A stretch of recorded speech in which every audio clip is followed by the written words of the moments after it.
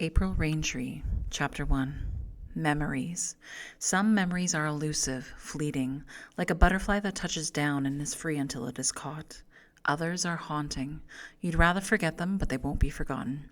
And some are always there. No matter where you are, they are there too. I always felt most of my memories were better avoided, but now I think it's best to go back in my life before I go forward. Last month, April 18th, I celebrated my 24th birthday. That's still young, but I feel so old. My father, Henry Raintree, was of mixed blood, a little of this, a little of that, and a whole lot of Indian. My sister Cheryl, who was 18 months younger than me, had inherited his looks, black hair, dark brown eyes, which turned black when angry, and brown skin. There was no doubt they were both of Indian ancestry. My mother Alice, on the other hand, was part Irish and part Ojibwe. Like her, I had pale skin, not that it had made a difference when we were living as a family. We lived in Norway House, a small northern Manitoba town, before my father contracted tuberculosis. And then we moved to Winnipeg. I used to hear him talk about TB and how it had caused him to lose everything he had worked for. Both my mom and my dad always took this medicine, and I always thought it was because of the TB. Although we moved from one rundown house to another, I remember only one on Jarvis Avenue, and of course we were always on welfare. I knew that from the way that my dad used to talk. Sometimes he would put himself down, and sometimes he counted the days till he could walk down to the place where they gave out the checks and the food stamps. It seemed to me that after the welfare check days came the medicine days. That is when my parents would take a lot of medicine and it always changed them. Mom, who was usually quiet and calm, would talk and laugh in a loud, obnoxious way. And Dad, who already talked and laughed a lot, just got clumsier. The times they took the medicine the most were the times when many other grown-ups would come over and drink it with them. To avoid these people, I would take Cheryl into our tiny bedroom, close the door, and put my box of old rusted toys in front of the door. Besides the aunties and uncles out there, there were strange men, and they thought they would start yelling, and sometimes they would fight right in our small house. I would lie on my cot listening to them knocking things over and bumping into walls. Sometimes they would crash into our door, and I would grow even more petrified. Even though I knew Mom and Dad were out there with them, it always took a long time before I could get to sleep. There were days when they came with their own children. I didn't much like these children either, for they were sullen and cranky, and they wouldn't talk or play with us, or else they were aggressive bullies who only wanted to fight us. Usually their faces were dirty, their noses were runny, and I was pretty sure they had done it in their pants because they smelled terrible. If I had to stay the night, I remember I would put our blankets on the floor for them, stubbornly refusing to share our cot with them. Once, Mom had let a little girl sleep with us, and during the night she wet the bed. It had been a long time before the smell went away. My mother didn't always drink that medicine, not as much as my father did. That's when she would clean the house, bake, and do laundry and sewing. If she was really happy, she would sing us songs, and at night she would rock Cheryl to sleep. But that was one kind of happiness that didn't come often enough for me. To prolong that mood in her, I would help her with everything, chattering away in desperation lest my own silences would push her back into her normal remoteness. My first cause for vanity was that, out of all the houses of the people we knew, my mother kept the cleanest house, except for those mornings after. She would tell her friends that it was because she was raised in a residential school and then worked as a housekeeper for the priest in her hometown. Cheryl and I always woke up before our parents, so I would tend to Cheryl's needs. I would feed her whatever was available, then wash her and dress her in clean clothes. Weather permitting, we would go off to the park, which was a long walk, especially on hot summer days. Our daily routine was dictated by our hunger pangs and by daylight. Darkness brought out the boogeyman, and Dad told us what they did to little children. I liked all of Dad's stories, even the scary ones, because I knew that Cheryl and I were always safe in that house. It was very rare when Mom would go downtown to go to the department stores where they had right-on stairs. Mom didn't like going shopping. I guess it was because sometimes people were rude to her. When that happened, Mom would get a hurt look in her eyes and act apologetic. One day, I didn't notice any of that because I saw my first black person. I was pretty sure he was a boogeyman and wondered how come he wandered around so easily as if nothing was wrong. I watched him, and he stopped at a watch counter. Since Mom and Cheryl were nearby and there were lots of other people close enough, I went over to him. My voice was very shaky, but I asked, "Mr. Boogeyman, what do you do with the children you catch?" "What's that?" His voice seemed to rumble from deep within him, and when he turned to look at me, I thought he had the kindest eyes I'd ever seen. Maybe, though, they changed at night. No, he couldn't be bad. "Nothing," I said, and I walked back to my mother's side. When winter came, we didn't go to the park anymore. There was plenty to do with the snow around our house. Sometimes Mom would come out and help us build our snowmen and our houses. One December, we all went downtown to watch the Santa Claus parade. That was such a thrilling, magical day for me. After that, we went to visit an aunt and uncle where Cheryl and I had a glorious time feasting on cake, fruit, and hot chocolate. And then we walked home. Dad threw snowballs at Mum for a bit before he carried a sleepy-eyed Cheryl in his arms. I was enchanted by all the colored Christmas lights and the decorations in the store windows. I think that was the best day ever because Mum and Dad laughed for real. Not long after that, many people came to our house to drink the medicine, and in the beginning, they all sounded cheerful and happy. But later, they started their yelling, and even the women were angrily shouting. One woman was loudly wailing, and it sounded like she'd gotten smacked a few times. In the middle of the night, when everything was quiet for a while, I got up to go to the toilet. There were people sprawled all over the place, sleeping and snoring. One man, though, who sat half sitting up against a wall, grumbled and shifted, and I saw that his pants were open. I knew that I should hurry, but I just stood there watching as he played around with his thing. Then he peed right in my direction. That made me move back out of the room. I went through the kitchen, and there was my dad sleeping on the bare floor, still in his clothes. I wondered why, so I went to their bedroom. When I put the light switch on, I saw my mother. She was bare naked and kissing some strange man. I guess she realized that someone was in the room, and she sat up while trying to hide her nakedness. She looked scared, but when she saw it was only me, she hissed at me, "Get out of here." I forgot about having to go to the toilet and went back to my bed. I tried to figure everything out, but I couldn't. A few days later, I was sitting on Dad's lap, and Mum was doing the laundry. A woman came to visit, but then it became an argument. She was shouting terrible names, and she began to push my mother around. Meanwhile, Dad just watched them and laughed and even egged them on. To me, this was all so confusing. I just knew that Mom shouldn't have kissed someone else. My dad shouldn't have slept on the floor. That old man shouldn't have played with himself and then peed on the floor. And right now, Dad ought to be trying to protect Mom, not finding the whole thing amusing. I squirmed off Dad's lap, walked over to that woman, and kicked her as hard as I could, yelling for her to leave Mom alone. I heard Dad laughing even louder. It worked because that strange woman left. That winter, I noticed that my mom was getting fatter and fatter. When winter was finished, my mom got so sick from being fat that she went away to the hospital. One of our aunties came to stay with us. She and Dad would sit around joking and drinking their medicine. I used to wonder how come they drank all this medicine, yet no one ever got better. Another thing, they couldn't all be sick like Mom and Dad, could they? So one evening while Dad and Auntie Ava were playing cards, I picked up his glass and took a quick swallow before he could stop me. Ugh! It burned my mouth and my throat, and it made me cough and choke. I spit it out as fast as I could. It was purely awful, and I was even more puzzled as to why they all seemed to enjoy taking it. I felt so sorry for them, and I was real glad I wasn't sick. When my mother came back, she wasn't as fat as when she had left. The snow was all gone too. We celebrated my 6th birthday, and one of my presents was a book. I took my book with me everywhere. There was talk of my going to school in the fall. I didn't know what reading and printing were like, but I was curious about them. I looked forward to school.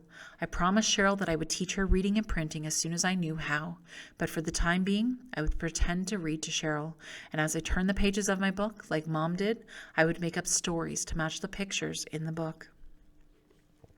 A few weeks later, we came home from a day's rambling to find a real live baby in Mum's arms. Mum was rocking it and singing a soft melody to it, and I asked her, "Where did it come from?" "The hospital. She was very sick.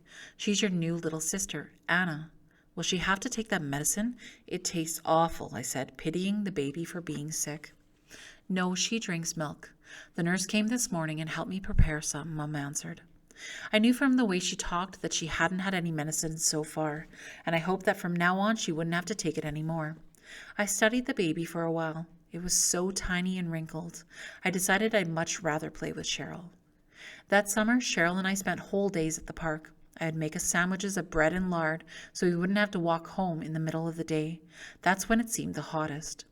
We played on the swings in the slide and in the sandbox as long as they weren't being used by other children.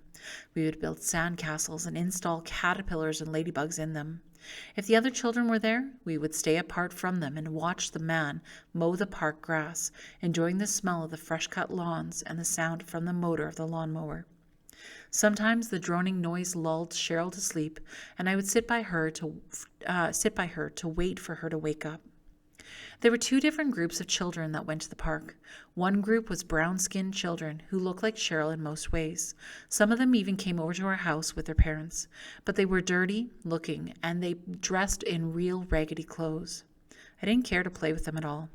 The other group was white-skinned, and I used to envy them, especially the girls with blonde hair and blue eyes. They seemed so clean and fresh and reminded me of flowers that I had seen. Some of them were freckled, but they didn't seem to mind.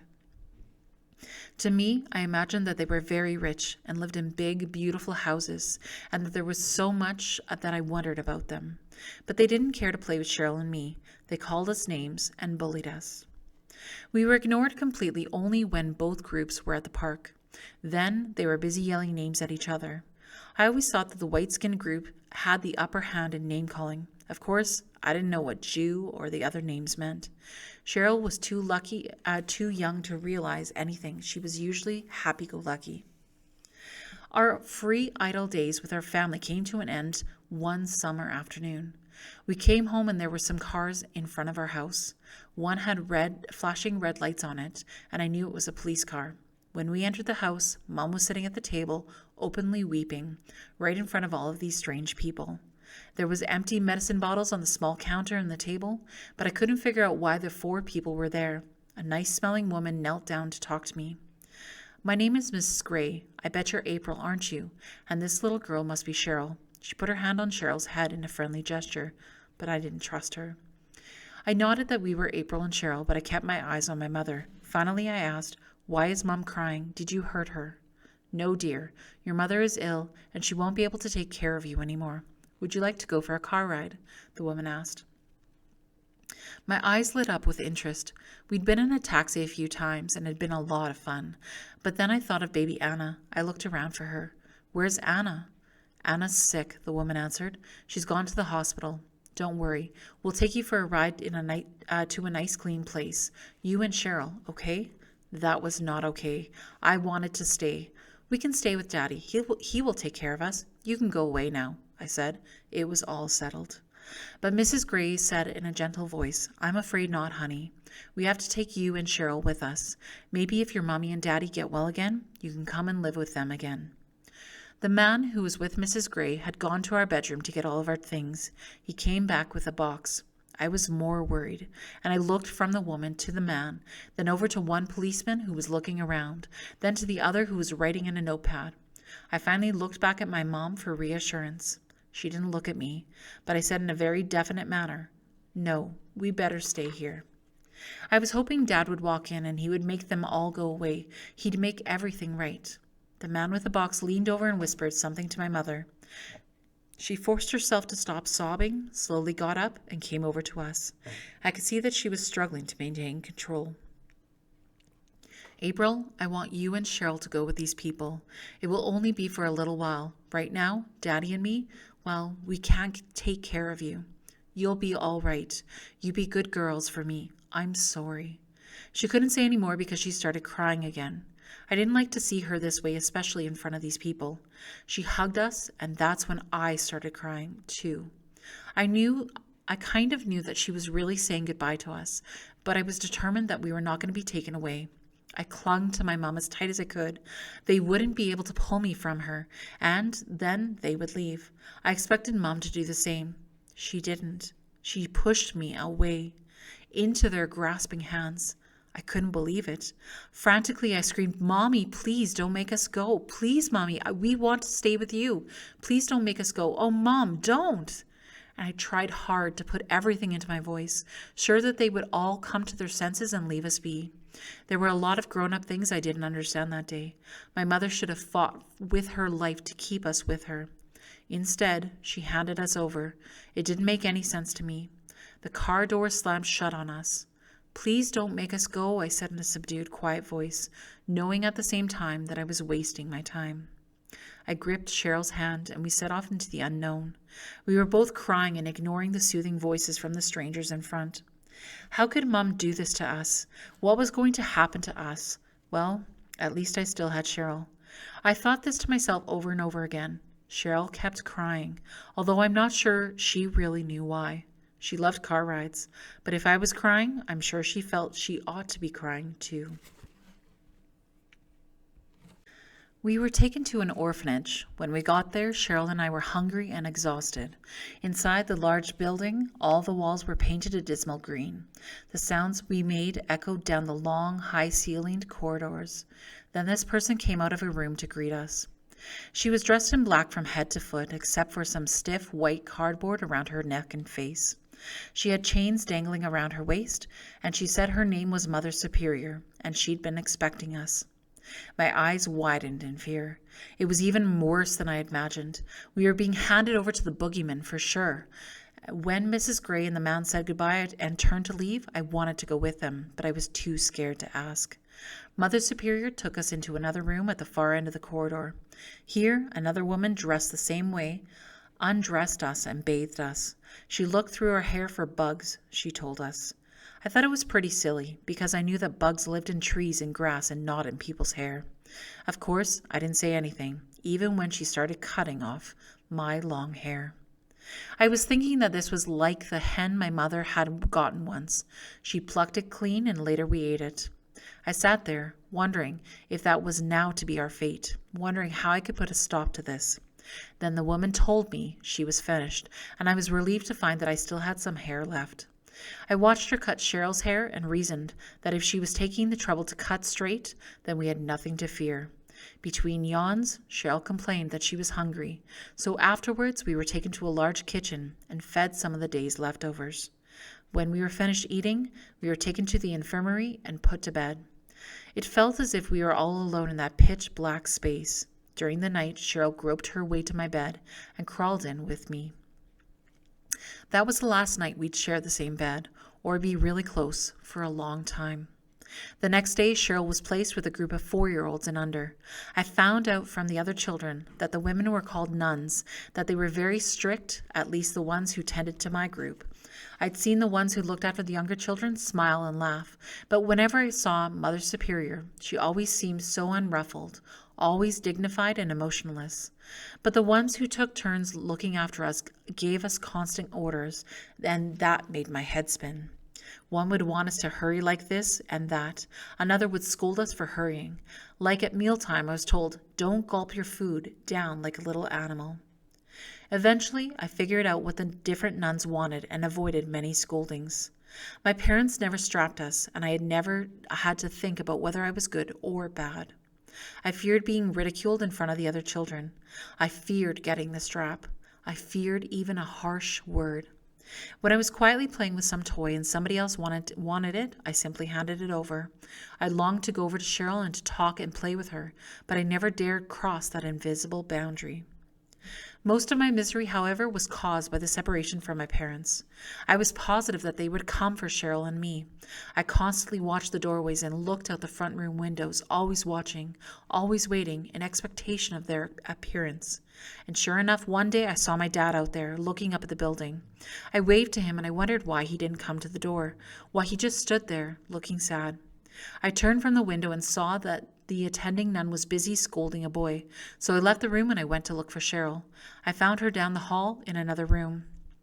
I looked in to see where the nun was and saw her back was turned to Cheryl and the door, and I tiptoed in and I took hold of Cheryl's hand, whispering for her to stay quiet. I led Cheryl down to the front doors, but we couldn't open them. They were locked. I didn't know any of the other doors except for the ones which led to the play yard at the back, but it was all fenced in. I left Cheryl there and I raced back to the nearest empty room facing the front. I tried to call to Dad, but he couldn't hear me through the thick windows. He couldn't even see me. He was looking down at the ground, and he was turning away. No, no, Daddy, don't go away. Please don't leave us here. Please, Daddy. I pounded the windows with my fist, trying desperately to get his attention, but he kept walking further and further away. When I couldn't see him anymore, I just sank to the floor in defeat, warm tears blurring my vision. I sat there and I sobbed for we had been so close to going home again. What are you doing in here? The nun from my room asked, making me jump. Don't you know what a fright you gave me, disappearing like that? You get back into the playroom and quit that sniveling. Then she asked why Cheryl was at the front and what did I intend on doing. I wouldn't tell her anything, so she gave me the strap and some warnings. That strap didn't really hurt nearly as much as watching helplessly as my dad walked away. A few days later, I woke up feeling ill. My head hurt, my body ached, and I felt dizzy. When I sat at the breakfast table and saw the already unappetizing porridge, I knew that I wouldn't be able to eat it. I tried to explain to our nun at the table, but she merely looked down at me and said in a crisp voice, "You will eat your breakfast." I made the attempt, but every swallow I forced down pushed its way back up. Tears had come to my eyes, and I finally begged, could I please be excused? The nun responded in exasperation, "You will stay right there until you are finished. Do you understand?" And to my horror, I threw up just then. Instead of getting heck, though, I was taken to the infirmary room. I was bathed and put to bed, and by then I was feverish. When I slept, I dreamt I was somewhere near home, but I couldn't find our house. I was very hot, and I walked, but our house was no longer where it should have been. I woke up, and I called for Mom and Dad. The next time I went to sleep, I dreamt my parents were on the other side of a large, bottomless hole, and I had to edge my way slowly and carefully around the hole to get over to them. But when I got there, they were back over where I had started from. At last, I dreamt that I was finally running towards them, and there was nothing around that could stop me. They even had Cheryl with them. I felt such relief, such happiness, and just as I was about to jump into their outstretched arms, I glanced up at their faces again. Their faces had changed. They weren't my parents. They were two social workers that had taken us away in the first place. Meanwhile, my temperature was rising, and the nurse decided I'd better be taken to the hospital. My dreams continued in the hospital. I was always on the verge of reuniting with my parents, but that was always thwarted by something beyond my control. When I was awake, a new kind of terror came to me. I guess it was delirious imaginings, but I could see this huge, white, doughy thing, kind of like a dumpling, and it would just come at me, nearer and nearer and nearer, and it would always stop just in front of me, and I felt that if it would ever touch me, it would engulf me, and that would be the end of me. Sometimes its huge bulk would whiz around my head, back and forth in front of me. I was always scared it would bang into me, but I couldn't duck it or anything. It didn't matter if my eyes were open or closed. I could see it there, and it seemed to know I was scared of it. I remained in the hospital for about a week before the fever broke, and the dreams became less intense.